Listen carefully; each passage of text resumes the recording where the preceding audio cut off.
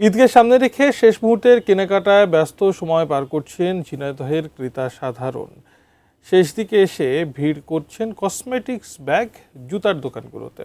এ বিষয়ে বিস্তারিত জানতে ঝিনাইদহের বিবি রোডে থাকা আমাদের সহকর্মী ইমন হাসানের সঙ্গে এই মুহূর্তে যুক্ত হচ্ছি।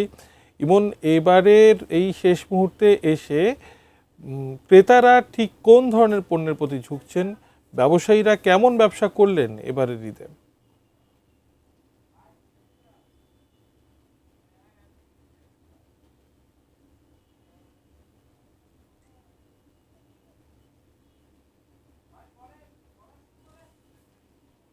জি, ঝিনাইদহতে ঠিক এই মুহূর্তে অবস্থান করছি আমি বিবি রোডের একটি কসমেটিক্স এর যে শোরুম, সেখানে এসেছি আমি। এখানে বিশেষ করে আপনাদের মাধ্যমে একটু জানিয়ে রাখি শশী যে কাপড় চোপড়ের কেনাকাটা কিন্তু এক পর্যায়ে শেষের দিকে আসলে এখানকার যে সকল ক্রেতা সাধারণ আছে শেষ মুহূর্তে কিন্তু যে সকল কসমেটিক্সের কেনাকাটা বাকি ছিল সেই কসমেটিক্সের কেনাকাটায় তারা কিন্তু ভিড় করছেন দোকানে।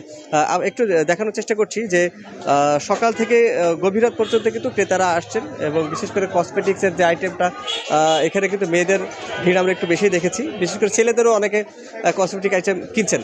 একই সাথে এখানে আমরা ক্রেতাদের সাথে কথা বলে যতটুকু জানতে পেরেছি বলছেন যে গত বছরের তুলনায় এবছর একটু বেশি দামে বিক্রি করছেন সকল প্রোডাক্ট। হ্যাঁ, তো এখন ব্যাপারটা হচ্ছে আমরা বিক্রেতাদের সাথে যখন কথা বলছি বিক্রেতারা আমাদেরকে জানিয়েছেন যে সম্প্রতি যে ভাড়া বৃদ্ধি, বিশেষ করে তেলের দাম বৃদ্ধিতে যে পরিবহন কষ্টটা একটু বেড়ে যাচ্ছে, সেই ক্ষেত্রে আসলে ব্যবসায়ীরা কিছুটা বেশি দামে বিক্রি করছেন এমনটাই বলেছেন। তো ক্রেতাদের মধ্যে যে ঈদের আমেজ সেটা কিন্তু খুবই জমজমাট এবং সকাল থেকে গভীর রাত পর্যন্ত ঝিনাইদহের কেনাকাটা জমজমাট রয়েছে। বিশেষ করে এখন এই শেষ মুহূর্তে এসে কসমেটিক্স, জুতা, স্যান্ডেল এবং ব্যাগের দিকে কিন্তু সাধারণ ক্রেতারা বেশি ঝুঁকছে। তো এই ছিল আমার কাছে ঝিনাইদহ থেকে ঈদের কেনাকাটার সর্বশেষ শশী।